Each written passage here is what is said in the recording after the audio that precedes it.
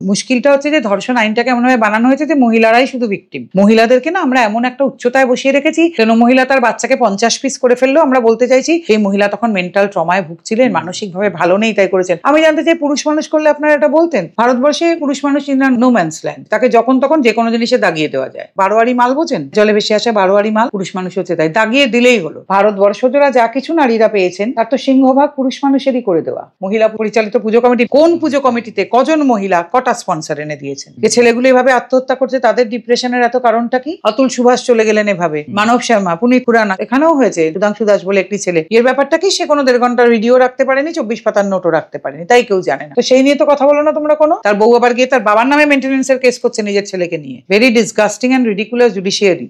নমস্কার, নাদ দা কসমিক সাউন্ডের আরেকটা নতুন এপিসোডে আপনাদের সবাইকে আরো একবার স্বাগত। আর এই মুহূর্তে আমার সাথে রয়েছে একজন বিশেষ পরিচিত মুখ, আপনাদের সবার পরিচিত নন্দিনী ভট্টাচার্য। ম্যাডাম, আপনাকে অনেক অনেক স্বাগত আমাদের এই অনুষ্ঠানে, পডকাস্টে। কেমন আছেন? খুব ভালো।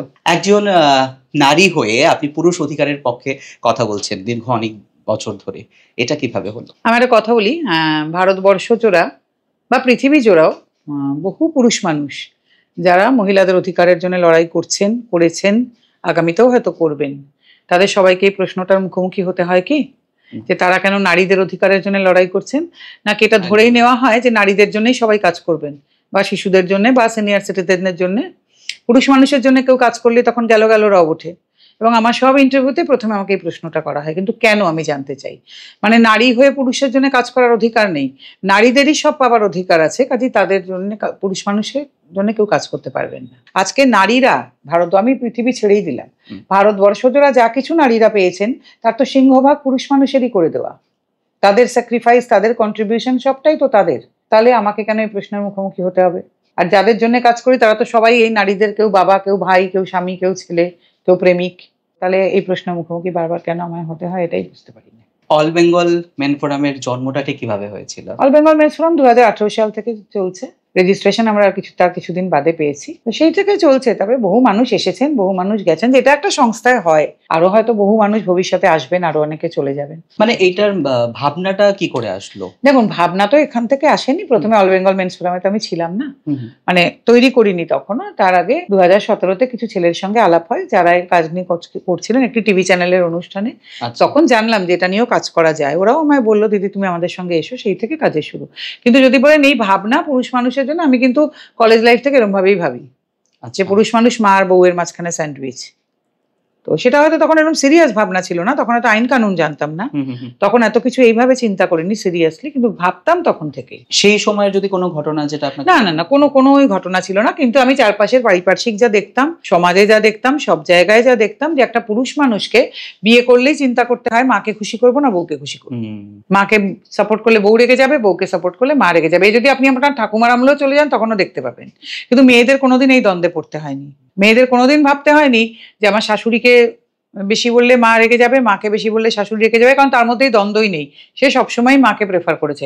কচ্ছিত কথাতেই তো হয়তো 1% কেসে হতে পারে যে কারোর কাছে মায়ের থেকে শাশুড়ি আপন হয়েছেন, এবং মেয়েদের কাছে কোনোদিন এই দ্বন্দ্বটা ছিল না, আজও নেই। যে বাপের বাড়ি না শ্বশুর বাড়ি, যে মেয়ে দেখবেন হয়তো বছরের পর বছর বাপের বাড়ি জানুনি, তার কাছে আপনি বাপের বাড়ির নামে একটা কথা বলে দেখুন।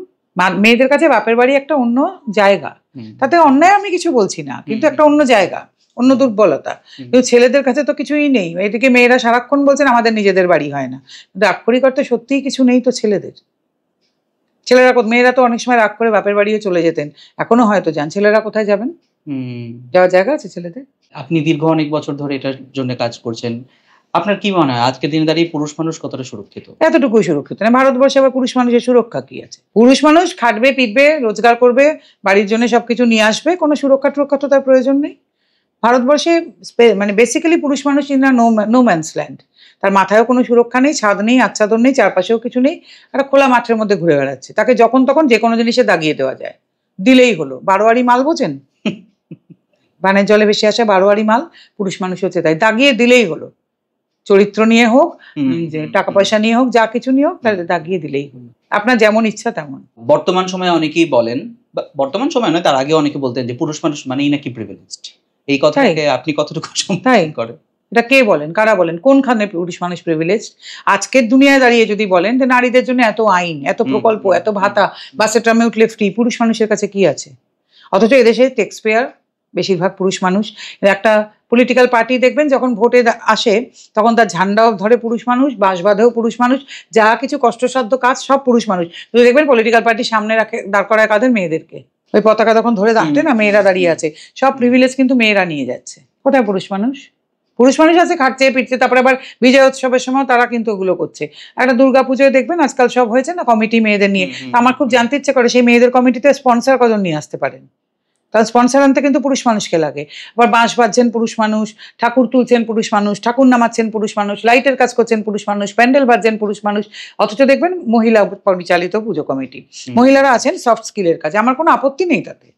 কিন্তু আমার কথা হচ্ছে যে এই কাজগুলো আজও পরিশ্রমসাধ্য, কষ্টসাধ্য, এবং একটা স্পন্সর আনা, যেটা না হলে একটা পুজোই হবে না, সেখানে কজন মহিলার কন্ট্রিবিউশন আছে আমি জানতে চাই।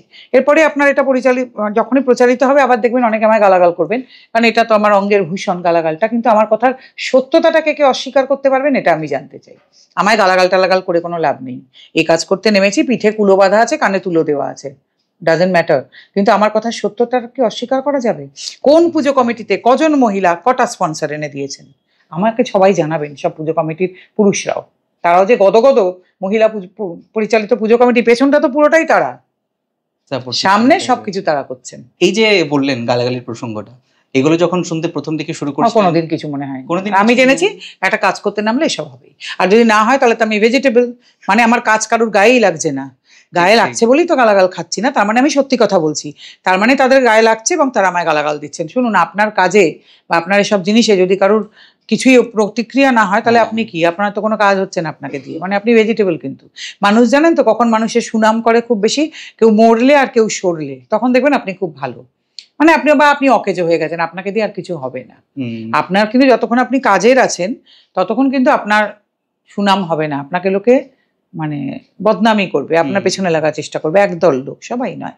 এবং যারা আপনার মনে করছে যে আপনার কাজটা একদম ঠিক ঠিক এগোচ্ছে বা আপনার সমকক্ষ কোনোভাবে হওয়া যাচ্ছে না, তখন কিন্তু আপনার জন্য এগুলো হবে। তো এইসব নিয়ে মাথা ঘামাই না। আচ্ছা, যেসব পুরুষরা মিথ্যে মামলার শিকার হয় তাদের তো মেন্টাল একটা ভীষণ রকম ট্রমার মধ্যে দিয়ে যেতে লাগে। শুধু মেন্টাল তো নয়, সামাজিক, মানসিক, সব রকম।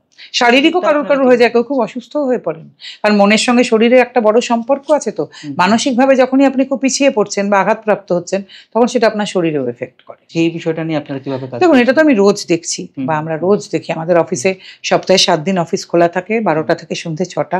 প্রত্যেক দিনই অন্তত অ্যাভারেজ যদি ধরি, অন্তত 4 থেকে 5 জন লোক আসেন, কোনো দিন 9 জনও লোক আসেন। তাহলে আমি সেটাকে অ্যাভারেজ ধরলাম, গোটা 4 কি 5। তো প্রত্যেকদিন দেখি, এবং পুরুষ বললে শুধু হবে না, বলবেন পুরুষ ও তাদের পরিবার। কারণ কেউ আমায় যদি নারী বিরোধী বলে দেখে দিতে চান, আমি সেটা সবার আগে বাধা দেবো, কারণ সেই পরিবারে মা রয়েছেন, বোনেরা রয়েছেন, অনেকে স্ত্রী আছেন। যখন একজন পুরুষ মানুষ false sexual harassment, false rape বা ফলস পক্সোতে ফেসে যান, তার তো স্ত্রীরা থাকেন, তার মেয়ে থাকেন, তাদের প্রচন্ড অসুবিধা হয়। বাবাজি, মা, বোন, স্ত্রী, মেয়েরা, কখনো কখনো মাসি আসছেন, কাকিমা আসছেন, ঠাকুমা আসছেন। তাহলে এই বড় ধরনের এক সংখ্যক নারী যারা আমার অফিসে সারাক্ষণ আসেন, তাহলে তারা কি পরিবারের বাইরে? তাহলে কি করে হয়ে গেল আমি নারী বিরোধী? কোনো দিন হয় আমাদের অফিসে শুধুই নারীরা আছেন, আসছেন, আর কেউ নেই। পুরুষ হয়তো সঙ্গে আসেনি, হয়তো বাইরে থাকেন, হয়তো জেলে আছেন, নানান রকম, তারা সবাই এফেক্টেড।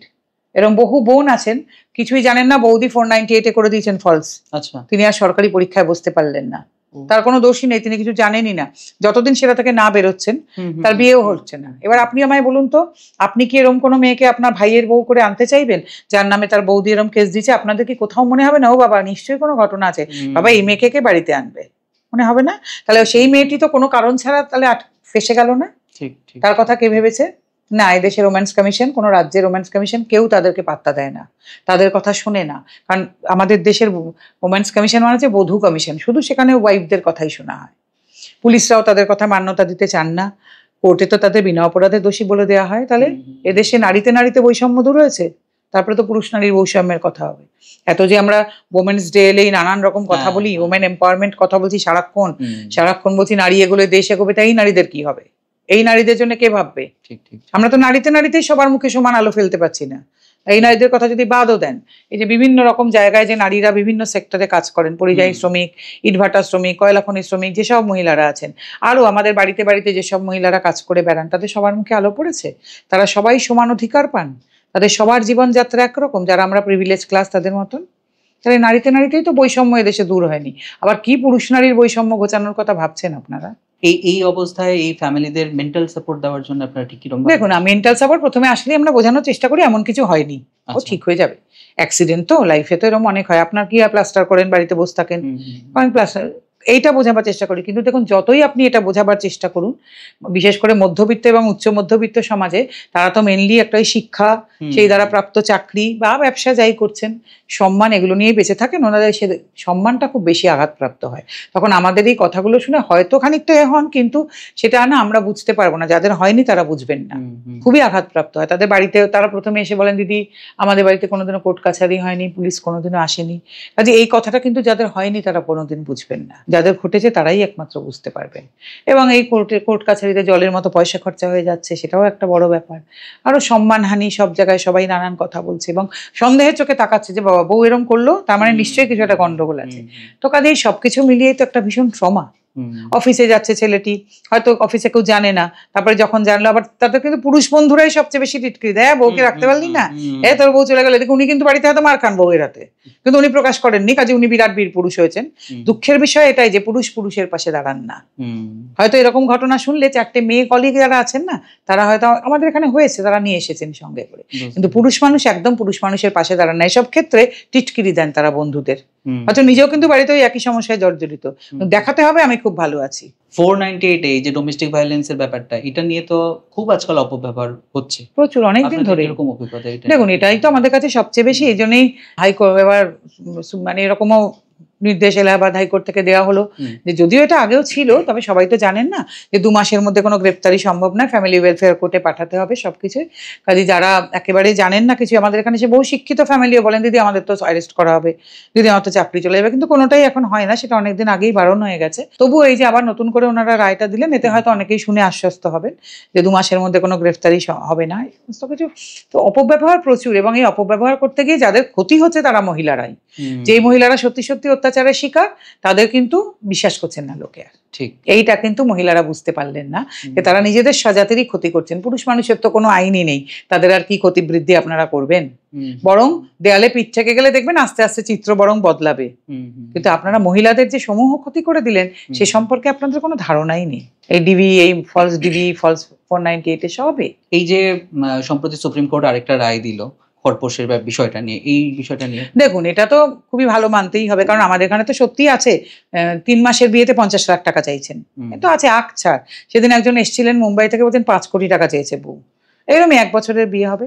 তো এটা দেখুন, এটাকে না একটা ছেলে খেলার পর্যায়ে নামিয়ে এনেছেন ওনারা সবাই, আর চাইলেই হলো, মানে আপনার যা মনে হচ্ছে আপনি তাই বলে দিচ্ছেন, ভাবনা চিন্তা করার দরকার নেই। এবং আপনি চাকরি করেন, কিন্তু আপনার বিয়ে হয়েছে হয়তো 1 বছর 6 মাস, বাচ্চা কাচ্চাও নিয়ে আপনি বলে দিচ্ছেন যা প্রাণে চায়।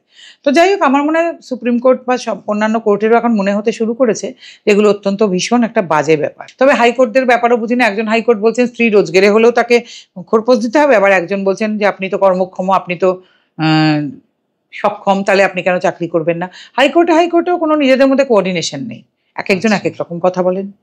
আমার মনে হয় পুরো ব্যাপারটাই খুব রেকি করতিত। এখানেও কিন্তু সেই একই গন্ডগোল হচ্ছে।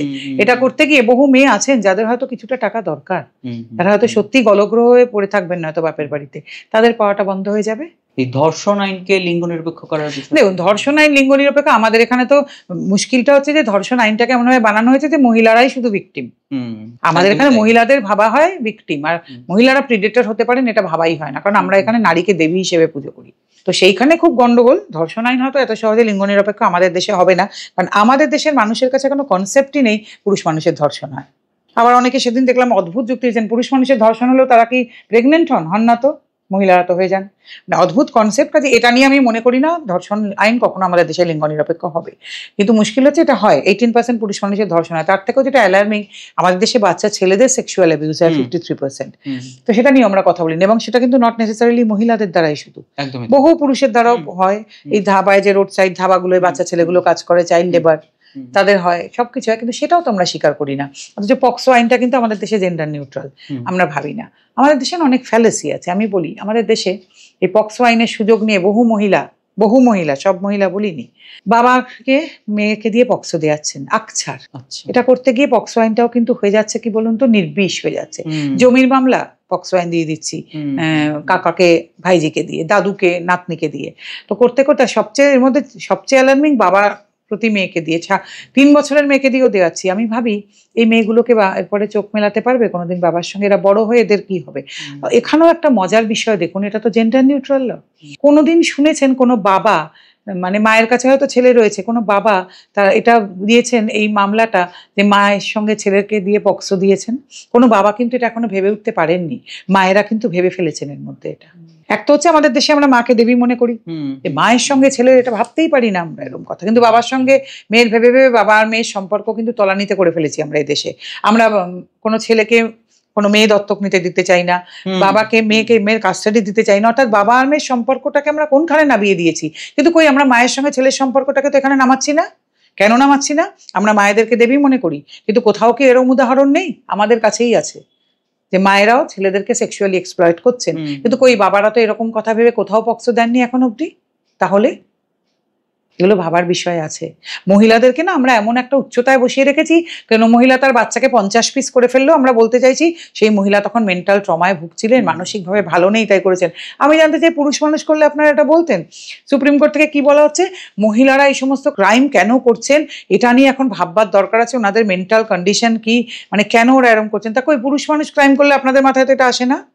আপনারা তো ভাবেন না এই কথা যে পুরুষ মানুষ, এখন যে এত পুরুষ মানুষের চাকরি যাচ্ছে, এত নানা রকম একটা দুরবস্থা, তারা কেন এই ক্রাইমগুলো তাহলে করছে? আমাদের সেটাও ভাবা উচিত। মহিলাদের বিষয়ে আপনাদের এই হঠাৎই উদয় হয় কেন চেতনা? ভাবলে সবার জন্য ভাবুন, না তো ভাবে না, বরং বাচ্চাগুলো যে ক্রাইম করছে সেটা নিয়ে ভাবুন। কই ভাবছেন না তো, হঠাৎ করে ওমেনের জন্য ভাবতে শুরু করেছেন আপনারা। আর কত এগুলো করবেন? এই করে দেশটাকে উচ্ছন্নে পাঠিয়ে দিচ্ছেন একদম।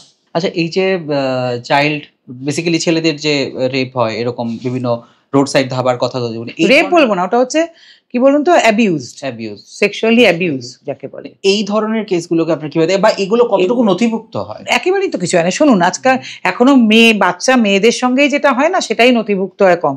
বাড়ি থেকে বলা হয় কাউকে বলবে না, কিন্তু খবরদার কাউকে বলবে না, এই করে বাচ্চা মেয়েদেরটাই তো কটা হয়। আমার ছেলেদের সঙ্গে যেটা হতে পারে, কজন বাবা মা জানে জিজ্ঞেস করুন তো গিয়ে। এবং হলে পরেও দেখা যায় যে সোশ্যাল মিডিয়াতে এগুলোর মধ্যে না, বাচ্চা ছেলেদের সঙ্গে যেগুলো হয়, এটা বাবা মা কজন জানেন? তারা বাচ্চাদের ছেলেদের কোনোদিন ব্যাড টাচ গুড টাচ শিখিয়েছেন কি? কোনোদিন শেখাননি। এখন তো আবার শুনছি অনেকে বলছেন ব্যাড টাচ গুড টাচ শেখাবার কি দরকার আছে, এরকম রিগ্রেসিভ কথাবার্তাও তো শুনছি, তাই না? সম্প্রতি বেশ দুটো তিনটে ঘটনা ঘটেছে নর্থ ইস্ট জোনের মধ্যে। একটা তো আমার নিজের রাজ্যেই ঘটেছে, ত্রিপুরাতে, যে ছেলেটি মেয়েটি তারা কোনো একটা জায়গায় গিয়েছিল, সেখানে ঘোরার জন্য গিয়েছিল এবং তারপর তাকে মেরে ড্রাম করে ফ্রিজের মধ্যে রেখে দেওয়া হয়েছিল, একটা ঘটনা। দ্বিতীয় ঘটনাটি হচ্ছে মেঘালয়। না ঠিক আছে, এরকম ঘটনা তো আছে আরো অনেক, আপনি জানেন না হয়তো, এখানে এই অঞ্চলেও আছে। আমার মনে হয় যে এখানে মেয়েদের ভাবা উচিত যে তোমার যদি পছন্দই না, তুমি বিয়েটাতে রাজি হলে কেন? তার বাড়িতে বলা উচিত ছিল যে আমি বিয়ে করবো না। তা আপনি কিসের এম্পাওয়ার্ড ওমেন হলে? একটা ছেলেকে তার জন্য বলি চড়িয়ে দেওয়ার তো কোনো অধিকার তোমার ছিল না, এটা তুমি কেন করলে? এই যে এত নৃশংসতা হঠাৎ করে বেড়ে, হ্যাঁ, এবার আমার কথা হচ্ছে যে এই নিয়ে সুপ্রিম কোর্ট বলছেন কেন বাড়ছে? মেয়েদের দেখতে হবে মেয়েদের মানসিক কন্ডিশন কি। কেন? তা যে ছেলেটা মারা গেল সেটার জন্য কি হবে সেটার কথা বলো।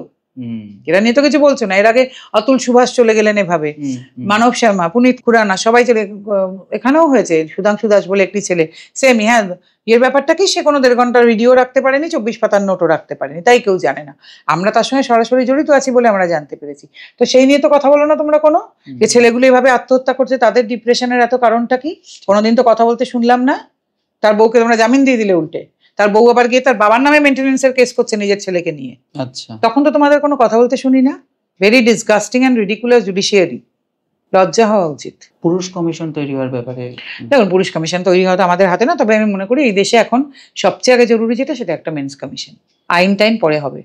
পুরুষ কমিশন হলে কি হবে, বছরের শেষে অ্যাটলিস্ট ডেটাটা জমা পড়বে, স্ট্যাটিস্টিক্সটা থাকবে যে কত পুরুষ এভাবে ডোমেস্টিক ভায়োলেন্স হয়, কত পুরুষের এটা হয় ওটা হয়। কারণ এখন এই যে বছরের শেষে এনসিআরবি একটা ডেটা বার করে বলে গার্হস্থ্য হিংসা এবছর এত মহিলা আক্রান্ত, এবছর কমলো, বছর বাড়লো, তা আমাদের এই জেনে কি হবে? আমরা কম্পেয়ার চাই করতে, কি করে কম্পেয়ার করব? আপনাদের কাছে তো কোনো ডেটা নেই পুরুষ মানুষের, কে বলতে পারে পুরুষ মানুষেরটা ছাপিয়ে যাবে না? আর তাহলে সেই ডেটাও দিন যে কত শাশুড়ি ননদ বাড়ির বউয়ের হাতে অত্যাচারিত, সেটাও দিন। ওই সেটা তো আপনারা নথিবদ্ধ করেন না, তাহলে সেটাও আসতে হবে। কেন সেটা নেই? আপনি কি নিজেকে নারীবাদী ভাবেন? কেন আমি হঠাৎ নিজেকে নারী? আমি কোনোদিন নারীবাদী নই। নারীবাদ কাকে বলে? নারীবাদ মানে এটা সব সুবিধা নিয়ে যাওয়া, আর সময় সবলা আর সময় অবলা? আমি কোনো বাদী নই, আমি একদম সবসময় ন্যায়ের পক্ষে থাকতে চাই। যদি আমি যেটা মনে করি যে আজকে মেয়েদের এই অপব্যবহারের জন্য মেয়েরা সবচাইতে বেশি মানে প্রবলেমে পড়ছেন। আজকে এই যে জঘন্যভাবে সব রিলস বানায়, তার জন্য সবচেয়ে বেশি প্রবলেমে কারা পড়ছেন? যারা সম্মান নিয়ে চলতে চান সেসব মহিলারা। আমরা নারীবাদী হতে যাবো কেন? আর নারীবাদের মানে বোঝেন কজন? নারীবাদ মানে হচ্ছে আলোকপ্রাপ্ত হওয়া। নারীবাদ তৈরি হয়েছিল কেন? ফেমিনিজম, সমান শিক্ষার অধিকার, সমান মজুরির অধিকার, ভোটের অধিকার, এই সমস্ত জন্য আজকে সেখানে দাঁড়িয়ে আছে। এই যারা নিজেদেরকে ফেমিনিস্ট বলে রটিয়ে বেড়ান, তারা মানে বোঝেন কিছু? কেউ জানেন কাকে বলে? তথা মানে সত্যিকারে যারা নারীবাদী তারা আমার এই কাজটাকে সবাই সমর্থন করেন এবং আমাকে অত্যন্ত ভালোবাসেন তারা সবাই। আপনি যেসব নারীকে দেখেছেন মিথ্যে মামলায় কোন একজন পুরুষকে ফাঁসিয়ে দিতে, তার একটা দুটো কোনো ঘটনা যদি আমাদের সাথে শেয়ার। কজনকে বলবো বলুন তো? কোনো একটা আমার এখানে আছেন এরকম মা, মানে যার ছেলের বউ আর কি এসে তার শ্বশুরমশাইকে মিথ্যে ধর্ষণের মামলা দিয়েছেন বলে শ্বশুরমশাই আত্মহত্যা করেছে। সেরকম আছে ঘটনা, কত বলবো? একটা দুটো হলে বলা যায় বলুন? অনেক ছেলে আছে যারা সেই কাজটাই করেনি, হয়তো ফলস পক্সো, ফলস রেপ, তার জন্য জেল খাটছেন। হয়তো কাউকে বের করে আনতে পেরেছি, কাউকে এখনো পারিনি। নারীবাদ বনাম লিঙ্গ নিরপেক্ষতা, অবশ্যই লিঙ্গ নিরপেক্ষতা, অবশ্যই লিঙ্গ নিরপেক্ষতা। নারীবাদ পুরুষবাদ কোনোটাই নয়। বিশ্বাস করি জেন্ডার নিউট্রালিটিতে, সবার জন্য সমান অধিকার, সবার জন্য সবকিছু থাকুক, সবাই সমান সুবিধে পান, সেটাতেই বিশ্বাস করি। এই যে অল বেঙ্গল মেন ফোরামস দীর্ঘদিন ধরে কাজ করছে এটা নিয়ে, আপনাদের মূল বক্তব্যটা কি? মূল বক্তব্য এটাই, সবার জন্য সমান অধিকার থাক। যদি রেপ কেসে চূড়ান্ত শাস্তি হয়, ফলস রেপ কেস যারা দিচ্ছেন তাদের জন্য সেই শাস্তি বহাল থাক। 498 যদি শাস্তি হয়, ফেক 498 হলে যে গতকাল বলেছেন ক্ষমা চাইতে, ক্ষমা চাওয়াটা কোনো শাস্তি হতে পারে না। তবে মনে করছি যে শুরু যদি হয়ে থাকে ক্ষমা চাওয়া দিয়ে স্বাগত, কিন্তু তাকেও সমান শাস্তি দিতে হবে। আজকে ডাউরি আর অ্যালিমেনি নিয়ে যদি কথা হয়, ডাউরি তো যিনি দেন আর যিনি নেন দুজনেই সমান অপরাধী। তাহলে যিনি দিচ্ছেন তার ক্ষেত্রে কেন কোনো শাস্তি নেই? মেয়েরা তোমরা ডাউরি নিয়ে বিয়ে করতে যাচ্ছ কেন? বরং অনেক গ্রামের মেয়েকে দেখেছি বিয়ে ভেঙে দিতে। তোমরা কেন বিয়ে করছো? তখন তো বাবার একদম নিংড়ে নিয়ে নিচ্ছ বাবাকে, দিদিকে এই দিয়েছো আমাকে দাওনি, দিচ্ছ না কেন বলে আমার শ্বশুর বাড়িতে সম্মান থাকবে না। আর যখনই শ্বশুর বাড়ি থেকে আনবান হচ্ছে তখন এই জিনিসগুলোকে তুমি ডাউরি বলে চালাতে চাইছো কেন? আর তোমার বাবাকে কেন ধরা হবে না ডাউরি দিচ্ছে বলে? সেটাও তো অপরাধ। এদেশে আইন অনুযায়ী তো ডাউরি দেয়া নেওয়া দুটোই অপরাধ। তখন ডাউরি অপরাধ হয়ে যাচ্ছে। আর তুমি যখন 3 মাসের বিয়েতে 50 লাখ টাকা অ্যালিমেনি চাইছো, সেটা অপরাধ নয়। চাই দুটোই অপরাধ বলে গণ্য হোক, সমানভাবে অপরাধ বলে গণ্য হোক দুটো। সেটাকে বলে জেন্ডার নিউট্রালিটি। সোশ্যাল মিডিয়ার দৌলতে আজকাল একটা ভীষণ বাজে একটা বিষয় উঠে আসে বারবার, পুরুষদের ক্যারেক্টার অ্যাসোসিয়েশন।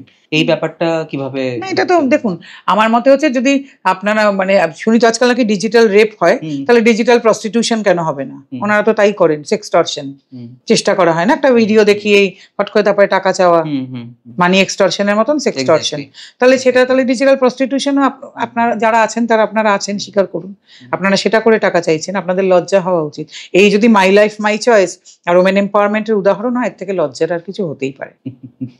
বহু এম্পাওয়ার্ড ওমেন সারা ভারতবর্ষ জুড়ে ছড়িয়ে আছেন, যাদের দেখলে শ্রদ্ধায় মাথা নিচু হয়ে যায়। বহু মহিলা আছেন এখনো। বা সেই মহিলাদের বড় বড় বিজ্ঞানী, ডাক্তার, ইঞ্জিনিয়ার হতে হবে না। আপনার আমার বাড়ির কাজ করাও এমন অনেক মানুষ আছেন যারা কিন্তু ওইভাবে কাজ করে ছেলে মেয়ে বড় করছেন, পড়াশোনা করাচ্ছেন, চেষ্টা করছেন ছেলে মেয়েগুলো যাতে লেখাপড়া শিখে একটু দাঁড়াতে পারে, ওনাদের মতন বাড়িতে কাজ করে না খেতে হয়। তারাও কিন্তু এম্পাওয়ার্ড ওমেন। সবসময় তার জন্য বিজ্ঞানী, ডাক্তার, ইঞ্জিনিয়ার এসব হতে হবে না। আর আমি কিন্তু এন্টারটেনমেন্ট ওয়ার্ল্ডের মহিলাদের এম্পাওয়ার্ড ওমেন মনে করি না। গায়ে মানে কি বলবো, যৎকিঞ্চিত জামা কাপড় রেখে পার্টিতে যাচ্ছেন আর এই যাচ্ছেন আর ছবি তোলা হচ্ছে, সেটা কিন্তু এম্পাওয়ার্ড ওমেনের লক্ষণ নয়। এই যে ডিজিটাল কেসগুলো হচ্ছে হ্যারাসমেন্টের, বা এই বিষয়গুলো নিয়ে আপনারা কিভাবে ডিল করছেন, বা এই ধরনের কেসগুলোকে আপনাদের? তখন তো এটা তো সাইবার ক্রাইমে পুরোটা আপনাকে রিপোর্ট করানো হয়, সেখান থেকে কাজ হয়। ডিজিটাল ব্যাপারটা তো পুরোটা আমাদের হাতে, ওটা একটা একেবারেই আলাদা জিনিস। কিন্তু আসেন আমাদের কাছে প্রচুর এই বিষয়গুলো নিয়ে, প্রচুর, বিশেষ করে টাকা পয়সা ভীষণ ভাবে প্রতারিত। যেমন এই প্রশ্নটা আমি আরেকবারও করেছিলাম যে মিথ্যে মামলায় জড়িয়ে যাওয়ার পরে যে সিচুয়েশনটা হয় একটা পরিবারের, মোটামুটি শুধু একটা মানুষ তো সেখানে ক্ষতিগ্রস্ত হন না, পুরো পরিবারটাই সেখানে হয়তো এটাতে আমাদের ইনভলভ হয়ে যায়। তো এরকম কোনো একটা এক্সাম্পল দিতে পারবেন কি যেখান থেকে ওরা বেরিয়ে এসে আবার এটা নতুন করে? অনেক ছেলেরা আছেন, অনেক। যে কোনো একটা যদি আপনি যদি আমাদের ফেসবুক গ্রুপ যান, ওখানেই দেখবেন বহু ছেলেরা লেখেন যে ওনারা তার থেকে বেরিয়ে এসছেন, ওনারা এখন। আর বেশিরভাগ যেটা হচ্ছে তারপরে ছেলেরা না বিয়ে টিয়ে করতে চাইছেন না, নিজেদের মতো একা থাকতে চাইছেন, আমাদের এখানে জয়েন করছেন, কাজ করতে চাইছেন, সমাজের জন্য কাজ করতে। ওরা তারপরে না এই ঝামেলাটা জড়াতে চায় না। বাবা মা অনেক সময় চান, আমি সব বাবা মাকে আপনাদের এটার মাধ্যমে অনুরোধ করতে চাইবো যে দয়া করে ছেলেগুলোকে একটু বাঁচতে দিন। ওরা আর বিয়ে টিয়ে যদি করতে না চায়, দয়া করে বিয়ে করে পাগল করবেন না। এটা আমার অনুরোধ। আর ছেলেদেরকেও সেই জন্যই বলি যে একা থাকতে শেখাটা খুব জরুরি। ছেলেরা যেটা একটু ভয় পায়, মেয়েরা কিন্তু একা থাকতে শিখে গেছেন, যার জন্য কিন্তু ওনারা অন্যরকম লাইফ কাটাতেও শিখছেন। আপনারা একা থাকতে শিখুন, একা থাকতে পারলে তবেই এইগুলো থেকে বেরোতে পারবেন। কিন্তু এই একটা বিয়ে সম্পূর্ণ হতে না হতেই বেরোতে না বেরোতে আরেকটা বিয়েতে যে জড়ান, আমার এখানে কিন্তু 3 নম্বর বার 498 করে লোকও এসেছেন। আচ্ছা, এই যে একটা সম্পর্কের পরেই আরেকটা সম্পর্ক থাকা যাবে না আর কি ছাড়া, এটা কিন্তু ঠিক নয়। সব কাজকর্ম করতে শিখুন, কারণ রান্না করা, বাসন মাজা, ঘর মোছা, এই সমস্ত না ভেরি মানে বেসিক লাইফ স্কিল। এর মধ্যে কোনো আমি পারি না বলার মধ্যে কিন্তু কোনো ক্রেডিট নেই। আর কেউ ঠিক করে দেয়নি এগুলো মেয়েদের কাজ আর এগুলো ছেলেদের কাজ। মেয়েরা কিন্তু বাইরের কাজটা সব শিখে নিয়েছেন, কাজে আপনাদের জন্য ঘরের কাজ শেখাটা খুব জরুরি। যেদিন এগুলো সব শিখে নিজে স্বয়ংসম্পূর্ণ হতে পারবেন, সেদিন দেখবেন আপনার আর কাউকে প্রয়োজনই হচ্ছে না। সেদিন একা বাঁচার সাহস করতে পারবেন, সিদ্ধান্ত নিতে পারবেন, সেদিন দেখবেন অনেক কিছু তাড়াতাড়ি বদলাচ্ছে। আজকেও আপনারা সেটা পারছেন না, তাই এত প্রবলেম হচ্ছে। এখনো কিন্তু ছেলেরা ভাবছেন একা থাকা যায় না। ভেরি ব্যাড, এটা খুব খারাপ এই জিনিসটা। ছেলেদেরকে এটা বলার চেষ্টা করছি। আমার এখানে বহু ছেলে আছেন যারা এই জায়গাটা বুঝতে পেরেছেন, তার ফলে তাদের কিন্তু বাঁচাটা অনেক সহজ হয়ে গেছে। আর বাবা মায়েদেরও আমার অনুরোধ যে আপনারা এই যে আমরা না থাকলে তোর কি হবে, এই যে একটা বোকা বোকা ডায়লগ, এটা বন্ধ করুন। যখন আপনি থাকবেনই না, নিয়ে আপনার চিন্তা করে লাভ নেই। আর একবার বিয়ে দিয়ে যখন দেখেন যে সেটা তো সফল হয়নি, তাহলে পরের বার না দিলেও সেটা হতে পারে। আর একটি ছেলে বিয়ে করলো, তারপরে তার ওয়াইফও আগে চলে যেতে পারেন, তখনও তিনি একা। ওয়াইফ তারপরে তার ওয়াইফের একটা এমন মারাত্মক অসুখ করলো, আপনার ছেলেরই সারা জীবন তাকে সেবা করতে হলো, তাহলেও খুব গন্ডগোল। ভাববেন, একটু প্র্যাকটিক্যাল হন। একদমই তাই। জীবনটা না ইমোশনে চলে না। ঠিক ঠিক ঠিক। আচ্ছা ম্যাডাম, একটা বিষয় জানতে ইচ্ছে করছে যে যারা সিঙ্গেল প্যারেন্ট হিসেবে অ্যাডাপ্ট করতে চাইছেন, সেক্ষেত্রে ছেলেদেরকে তো কোনো মেয়েকে না, সেটা নেওয়া ঠিক আছে, আশা করি সেটাও নিশ্চয়ই আস্তে আস্তে ঠিক হবে। তবে ছেলেরা তো নিশ্চয়ই, ছেলেদেরও তো নিতে পারেন। কিন্তু কেউ যদি তার সেরকম ইচ্ছে হয়ে থাকে যে আমি একটা কন্যা সন্তানই দত্তক নিতে চাই, সেটা এখন হয়তো আমাদের এখানে একটু অসুবিধে। ভাবনায় না, মানে আইনি অসুবিধাও আছে। মানে আইনি অসুবিধাটার জটিলতা ঠিক কোন জায়গাতে আমরা কি জানি না। ওই যে বললাম, হ্যাঁ, যে আমাদের এখানে মনে করা হয় এখনো যদি একটা মেয়েকে ওনাকে দেওয়া হয়, একটু মেয়েটা বড় হলেই উনি হয়তো তাকে সেক্সুয়ালি মলেস্ট করবেন। এই যে আমরা ভাবনা চিন্তা এত পিছিয়ে পড়ে আছি না, এইখানে গন্ডগোল হয়ে যাচ্ছে। অথচ একটা মেয়ে যদি একটা ছেলে দত্তক নিতে চায়, কোথাও আমাদের ভাবনাতেই আসে না সেই মেয়েটা সেই ছেলেটাকে মলেস্ট করতে পারে। কেন? একদমই তাই। কেন পারে না? আমরা কেন এটা ভাবতে পারি না? এটাই আমার কাছে অদ্ভুত মনে হয়।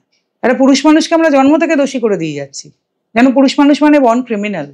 সবসময় তো শুনে এসেছি একজন মেয়ের কাছে তার বাবাই প্রথম মানে পুরুষ, বাবা দেখেই সে মানে আইডল হয় বাবা তার কাছে। তাই এটাকে আমরা কোথায় টেনে নিয়ে যাচ্ছি? আমাদের মানসিকতা এত খারাপ। আপনার কি কোথাও মনে হচ্ছে যে আজকের যে তরুণ প্রজন্ম, তারা সম্পর্কের ক্ষেত্রে খুব একটু ভঙ্গুর হয়ে যাচ্ছে? সম্পর্কে তো মানেই বোঝে না ওরা। দেখুন, আর দুনিয়া অনেক এগিয়ে গেছে তো। আগেকার দিনের মতন যদি আপনি এক্সপেক্ট করেন কেউ এরকম সম্পর্ক অনেক দেখেছি, কারোর সঙ্গে আর কেউ দেখাই হলো না, সারা জীবন একে অপরের জন্য কাটালেন অপেক্ষা করে, বা অনেক বছরের প্রেম ভেঙে গেছে, বিয়েই করলেন না, এসব আজকের দিনে হবে না। দাঁড়িয়ে আজকের দুনিয়াটাও কিন্তু অন্যরকম। আমরা যদি এক্সপেক্ট করি আজকের জেনারেশনের কাছ থেকে যে এরকম হবে না, আজকাল 1 বছর একটা প্রেম টেকা কিন্তু বিরাট ব্যাপার, আর বিয়ে 5 বছর মানে প্রায় প্ল্যাটিনাম জুবিলির মতন। দুনিয়াটা চেঞ্জ হয়ে গেছে, কাজে আজকে সবসময় আজকে জেনারেশনকে দোষ দিয়েই বা কি করে হবে? ওরা তো ওরকম দিন দেখে আসেনি। আজকে সিনেমার ধরন আপনি দেখেছেন বদলে গেছে, তাহলে আজকের দুনিয়া যেরকম সেরকম ভাবেই ভাবতে হবে। সবসময় ওরা ভঙ্গুর, ওরা এগুলো বলে কোনো লাভ নেই। ওদের কাছে আজকের সম্পর্কে ফিজিক্যাল রিলেশন একটা খুব নর্মাল জিনিস, কিন্তু আমাদের সময় কি এগুলো ছিল না তো। আমরা সেটাকে অনেক বড় ব্যাপার মনে করতাম। আজকে তো কোনো ব্যাপারই নয় এটা, এবং সেটা ভালো না মন্দ সেটা কিন্তু অন্য জিনিস, কিন্তু এটা খুব নর্মাল একটা জিনিস রিলেশনশিপের মধ্যে। সব সিনেমাতেও দেখবেন তাই। আগেকার দিনের সিনেমাতে কি তাই ছিল না? কাজে জীবন বদলায়, পরিস্থিতি বদলায়, পৃথিবী বদলায়। আমরা যারা তাদের সঙ্গে বদলাতে পারবো না তারা কিন্তু হারিয়ে যাব। কাজে আজকের জেনারেশনের সম্পর্ক ভঙ্গুর এরকম ভাবে। আজকে এত ডিভোর্স বেড়েছে, কেন বেড়েছে ভাবতে হবে। আজকে সবাই বাড়িতে একটা ছেলে একটা মেয়ে, তারা সব পেয়ে পেয়ে বড় হয়েছে, তাদের দেওয়ার টেন্ডেন্সি এত তৈরি হয়নি, তাই তাদের ধৈর্য কম, তাই তাদের কম্প্রোমাইজ করা, অ্যাডজাস্টমেন্ট করার ক্ষমতা কম, তাই তারা এরকম ভাবে ভেঙে যাচ্ছে সম্পর্ক। সবাই একা থাকে। আগেকার দিনে ছিল জয়েন্ট ফ্যামিলি, একটা কিছু হলে 5 জন আসতো বোঝাবার জন্য, এখন সেই জায়গাটা নেই। আর এখনকার বাবা মাও খুব ইনসিকিওর, মায়েরা মেয়ে নিয়ে ইনসিকিওর, এখানেও মায়েরা ছেলে নিয়ে ইনসিকিওর, খুব বেশি ইন্টারভেনও করেন তারা সমস্ত সম্পর্কের মধ্যে। বলে তো লাভ নেই, ছেলের মাও করেন, মায়ের মাও করেন। আগেকার দিনে তো এসব ছিল না। মেয়ে বিয়ে দিয়েছি মানে মেয়ে শ্বশুর বাড়ি চলে গেছে, মেয়ের মা কি কথা বলতে যেতেন? আর ছেলের মাও 10 জন, হয়তো 5 জন সন্তান, সেই নিয়ে ব্যস্ত হয়ে আছেন। এসব বুঝতে হবে। আজকের দিনে দাঁড়িয়ে সবসময় বলে দিলে এটা হবে না, কেন কি হচ্ছে এটা বুঝতে হবে। কোথাও কি মনে হচ্ছে যে এই বিষয়টা নিয়ে আমাদের এডুকেশন সেক্টরের মধ্যে একটা বিশাল প্রবলেম চলেছে? বিকজ আজকাল বিভিন্ন নিউজে দেখা যায় যে টিচারদের গায়ে হাত তুলছে, শিক্ষকদের গায়ে হ্যাঁ, হাত এগুলো তো তুলছে। কি বলুন তো, আগেকার দিনের কনসেপ্ট এখন আর নেই যে টিচার মানে আমরা এখনো টিচারদের রাস্তায় দেখলে প্রণাম করি, এটা একটা অন্য ব্যাপার। আজকের দিনে তো সবকিছু বদলে গেছে, অন্যরকম হয়ে গেছে। আজকের দিনে টিচাররাও আগেকার দিনের মতন আছেন। আমরা যে বলছি আজকের টিচাররাও আজকের আগেকার দিনের টিচারদের মতন আছেন কি তারা? তারা যে রেসপেক্টটা দাবি করেন তারা কি আগেকার দিনের টিচারদের মতন আছেন? সেই জায়গায় যে 2-4 জন আছেন দেখবেন তাদেরকে এখনো সবাই রেসপেক্টই করেন। এই বিষয়টা নিয়ে কি বলতে চাইছেন, মানে কিভাবে এটার থেকে উত্তরণের রাস্তাটা কি? দেখুন, দুনিয়া বদলে গেছে, digital India, AI, chat GPT এইসবে হবেই না। দুনিয়া বদলালে দুনিয়া এরকমই থাকবে। তাহলে কি কোনো একটা জায়গায় আমরা সেই অসহায়তা নিয়ে ব্যাপারটা না, অসহায়তা নেই, আপনাকে যুগের সঙ্গে শুনুন। আমার দাদুর কাছে শুনেছি বাবারা তখন কিছু করলে বলতে আমাদের সময় এরম ছিল না। বাবারা আবার আমাদেরকে বলেছে আমাদের সময় তোরা এরম করছিস, আমাদের সময় এরম ছিল না। আমরাও আবার পরবর্তী জেনারেশনকে তাই বলছি, এটাই নিয়ম পৃথিবীর। তাহলে কোথাও না কোথাও একটা আমরা খারাপ থেকে আরো খারাপের দিকে। কে বললো এটা ভালো হতে পারে? আমরা তো এটা নিয়ম, আগের জেনারেশন সবসময় পরেরটাকে খারাপই বলে। না, পৃথিবীতে এত কিছু ভালোও তো হচ্ছে, এত আবিষ্কার, এত বিজ্ঞান, এত চাঁদে যাওয়া, এত এই যে এআই, চ্যাট জিপিটি, আজকে আমরা কত এগিয়েছি, সবই কি খারাপ? সব তো খারাপ হতে পারে না। তার মধ্যে থেকে ভালো সন্ধান করতে হবে। সবসময় আমি যদি বলি নেগেটিভ, এই যে আমি যেটা বললাম, ধরুন কালকে পরপর 3টে রায় হলো, একটু আশার আলো দেখাবার মতন, যে খোরপোশ নিয়ে সুপ্রিম কোর্ট বললেন, এলাহাবাদ হাইকোর্ট থেকে একটা বলা হলো, আবার এক জায়গায় ভদ্রমহিলাকে ক্ষমা চাইতে বলা হলো। এগুলো দেখতে হবে। আমি যদি গ্লাসের অর্ধেকটা সবসময় খালি দেখা অভ্যেস করি তাহলে সেটাই হবে, কিন্তু আমাকে ভর্তি দেখা অভ্যেস করতে হবে, পজিটিভিটি রাখতে হবে লাইফে, নয়তো কিছু হবে না। সারাক্ষণ আমি বলে যাচ্ছি এই জেনারেশন খারাপ, এই জেনারেশনে কিছু হবে না, এরকম বললে তো হবে না। আচ্ছা, সমতা মানে কি শুধুমাত্রই 50-50 ভাগ করে নেওয়া, নাকি তার ভেতরে আরো গভীর কিছু তত্ত্ব রয়েছে? দেখুন, সমতা মানে একে অপরকে সম্মান করা, একে অপরের প্রতি বিশ্বাস, যে কোনো কাজে দুজনে একসঙ্গে এগিয়ে যাওয়া, একে অপরের পরিপূরক হয়ে ওঠা, সেটাই সমতা। সমতা মানে কি আমার একটা বাড়ি তোমার একটা বাড়ি, এটা নাকি? সমতা অন্য জিনিস। সমতা তোমার সুখ দুঃখে আমি আছি, আমার সুখ দুঃখে তুমি আছো, আমরা পাশাপাশি হাঁটবো, একসঙ্গে চলবো, যে কোনো দায়িত্ব ভাগ করে নেবো, সুখ দুঃখ ভাগ করে নেবো, সেটাই তো সমতা। আগামী 10 বছরে এই যে লিঙ্গভিত্তিক আইন প্রণয়ন হচ্ছে বা বিচার ব্যবস্থার পরিবর্তন হচ্ছে, কি বুঝতে পারছেন? লিঙ্গভিত্তিক আইন কোথাও হয়নি, লিঙ্গ নিরপেক্ষ আইন এদেশে চালু হওয়া খুবই ডিফিকাল্ট, জানি না কোনোদিন হবে কিনা, তার কোনো সম্ভাবনা জানি না সেটা, কিন্তু মেন্স কমিশন একটা চাই, এইটুকু বলতে পারি। তাহলে অনেক কিছু সহজ হবে। ডেটা বা স্ট্যাটিস্টিক্স না থাকলে তো হয় না কোনো কিছু। যখন ওখানে ডেটা বা স্ট্যাটিস্টিক্স জমা পড়বে যে পুরুষ মানুষের এরম ভাবে মানে টর্চার্ড বা পুরুষ মানুষের ওই অসুবিধাগুলো আছে, সেদিন একটা আইনের কথা ভাবা হবে, আদারওয়াইজ ভাবা তো হবে না।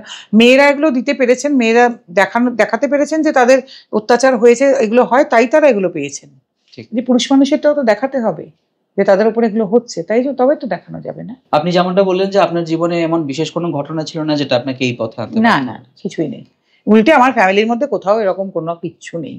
আপনার ফ্যামিলির মেম্বারসদের এই বিষয়ে সাপোর্ট? প্রচুর সাপোর্ট, না হলে কি আর কাজ করা যায়? কখনো আপনি আপনার সহকর্মী যারা রয়েছে তাদের কাছে কোনো বিষয়ে প্রতিরোধ পেয়েছেন? না না, ওরা না থাকলে কিছু হতো নাকি? আজকে অল বেঙ্গল মেন্স ফোরামের সদস্যরা ছেলেরা রয়েছে বলেই তো সব, ওরা না থাকলে কি হবে? এত কাজের মাঝখানে নন্দিনী ভট্টাচার্য নিজের মেন্টাল হেলথ নিয়ে কিভাবে কাজ করছে? না না, আমার মেন্টাল হেলথ প্রচন্ড, আমি এটাই আমার মেন্টাল হেলথ। আচ্ছা, কাজ করে আমার কাজ না থাকলেই প্রবলেম হয়। তাছাড়া আমাদের গানের দল আছে, সবকিছু আছে, আমাদের প্রচুর গানের অনুষ্ঠান, প্রচুর সবকিছু, আমাদের এই জায়গাটাই আমাদের সবচাইতে বড় মানে মানসিক স্বাস্থ্যের যোগানদার।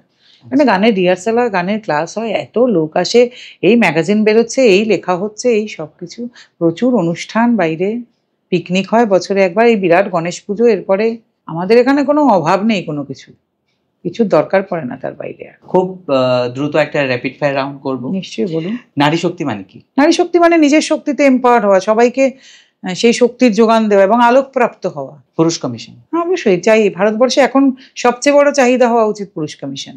পুরুষদের সবচেয়ে উপেক্ষিত চাহিদা নিজের দিকে তাকানো, পুরুষ মানুষ নিজের দিকে দেখেন না একদম। একটা আইন যেটা আপনি আজই বদলাতে চান? বদলাতে যদি চাই তো মানে এটাই যে পুরুষ মানুষের জন্য এরকম একটা আইন বদলাতে চাইলে তো হবে না। হ্যাঁ, এটা চাই পুরুষ মানুষের যেন খোরপোশ চাইতে পারেন, বউয়ের থেকে যদি কম টাকা উনি রোজগার করেন বা সমান টাকা রোজগার করলে পুরুষ মানুষের যেন খোরপোশ চাইতে পারেন ওয়াইফের কাছে, সেদিন মেয়েরা বুঝবে কি গন্ডগোল। বা বিয়ে ভাঙলে পুরুষ মানুষও যেন অ্যালিমনি চাইতে পারেন। আপনার কাছে ভালোবাসা মানে কি?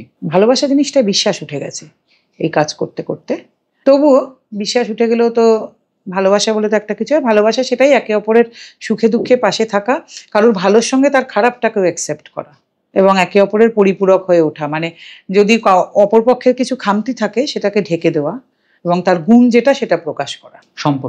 সম্পর্ক ইজ ভেরি টাফ, মানে সম্পর্ক তৈরি করা খুব সহজ, ভেঙে ফেলা আরো সহজ, কিন্তু বয়ে নিয়ে চলা সবচেয়ে কঠিন। কোন সম্পর্কটা আপনার কাছে খুব আইডিয়াল হয়?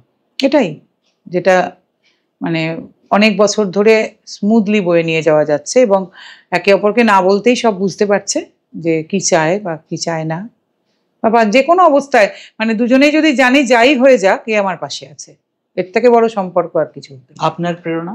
আমার প্রেরণা দেখুন, প্রেরণা সেই অর্থে তো হয় না, মানে বাবা ছিলেন, ডেফিনেটলি বাবা চলে গেছেন, আমার শ্বশুর মশাই খুব সাপোর্ট, হাজবেন্ড না থাকলে তো কিছুই হতো না। কিন্তু বাকি আমার অল বেঙ্গল মেন্স ফোরামে যত লোক আসেন সবাই প্রেরণা, এদের দিকে তাকিয়ে এই কাজটা রোজ নতুন শক্তি পাই করার, অবশ্যই প্রেরণা।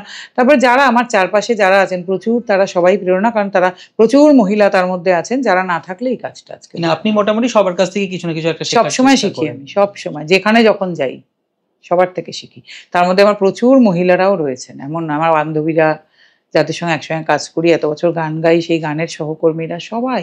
রবীন্দ্রনাথ যতটা জনপ্রিয় এখনো ততটাই প্রাসঙ্গিক। কি ধরনের গান বাজনা মোটামুটি আপনাকে আনন্দ দেয়? সব, আমার ছেলেরা সংস্কৃত শ্লোক থেকে হানি সিং অব্দি গায়, আমি সব রকম গান গাইও, ভালোবাসি। সে ভোজপুরিও হতে পারে, মানে ইংরেজিও হতে পারে, হিন্দিও হতে পারে, সংস্কৃত শ্লোক, রবীন্দ্রসঙ্গীত, অতুল প্রসাদ, রজনীকান্ত, যা, আমি গান মানেই ভালোবাসি। নন্দিনী ভট্টাচার্য রান্না করতে পছন্দ করেন? ভীষণ, আমি খুব ভালো রান্না করতে ভালোবাসি, রান্না করতে পারি। Favourite dish? দেখুন, আমি তো একেবারেই ননভেজ খুব একটা খাই না, আর আমি খুব সাধারণ খাবারগুলোই খেতে ভালোবাসি, মানে এই শুক্তো, এই টাইপের যে খাবারগুলো হয় আমি এগুলোই ভালোবাসি, ননভেজ একদম। আর আমি ভালোবাসি একদম ওই পুরোনো বাঙালি রান্না যেগুলো, সেগুলোই ভালোবাসি খেতে। আমি খুব একটা মাছ মাংসটা একদমই খাই। এক কথায় নন্দিনী ভট্টাচার্য লৌহ মানবী বলতে পারে, সবাই তাই বলে, খানিকটা হিটলারও বটে। আচ্ছা, মানে সবাই ভয় পায় নাকি? ভয় পায় বলবো না, কিন্তু আমি কিন্তু জানি একটা অর্গানাইজেশন চালাতে গেলে কখনো কখনো আপনাকে হিটলার হতেই হবে। ঠিক তাই। যে আমাদের অর্গানাইজেশনে কিন্তু খুব স্ট্রিক্ট রুলস অ্যান্ড রেগুলেশনস আছে, ছেলেরা সেটা জানেনও এবং মানেনও। এবং আমি অবশ্যই লৌহ মানবী, আমায় খুব কোনো কিছুই খুব ছুঁয়ে যায় না। বুঝতে পেরেছি। সুখ দুঃখ, মানে বেদনা আনন্দ, কোনোটাতেই আমি খুব আপ্লুত নই, মানে আমার আবেগ খুব কম, এটা বলতে। আচ্ছা, মানে নন্দিনী ভট্টাচার্য কি কখনো হাসে না? কেন হাসবে না? মানে বাজারে এরকম একটা মিথ রয়েছে, ওনাকে কখনো হাসতে দেখা যায় না। খুব আমি তো হাসির কাজ করি না, যেদিন একটা পুরুষ কমিশন হবে সেদিন নিশ্চয়ই হাসবো। ওকে, আপনি জাস্ট কিছুদিন আগে আগরতলায় ঘুরে এসেছেন, আমি আগরতলার ছেলে, সেই হিসেবে প্রশ্নটা রাখছি যে আগরতলাকে কেমন দেখলেন? খুব ভালো লেগেছে গিয়ে, মানে আমি অনেক বছর আগে গিয়েছিলাম, এবার গিয়ে দেখেছি এত পরিবর্তন, বিশেষ করে এয়ারপোর্টটা দেখে তো আমি একেবারে চমকে গেছি। আর যে অনুষ্ঠানেও গিয়েছিলাম খুব ভালো, মানে খুব এনজয় করেছি। একটা ওরকম অনুষ্ঠানে অত মানুষ হলে ভাবতেই পারিনি। আপনাকে অনেক অনেক ধন্যবাদ আমাদেরকে এতটা সময় দেওয়ার জন্য। আমি দীর্ঘ অনেক দিনের একটা প্রতীক্ষায় ছিলাম যে আপনার সঙ্গে একটুখানি সময় মানে কাটাতে পারবো, কথা বলতে পারবো। দর্শক বন্ধুদের কাছ থেকে আজকে এই মুহূর্তে বিদায় নিচ্ছি। আপনারা এতক্ষণ শুনছিলেন নাথ দ্য কসমিক সাউন্ডের একটি নতুন পডকাস্ট। আমরা ফিরবো নতুন কোনো এপিসোড নিয়ে, নতুন কোনো অতিথির সঙ্গে, নতুন কোনো টপিকে। এই পর্যন্ত যারা পডকাস্টটি দেখলেন, কোন বিষয়টি আপনাদের সবচাইতে বেশি ভালো লাগলো অবশ্যই কমেন্ট সেকশনে আমাদেরকে লিখে জানাবেন। আজকের মতো বিদায় নিচ্ছি, সবাই ভালো থাকবেন, সুস্থ থাকবেন, নমস্কার।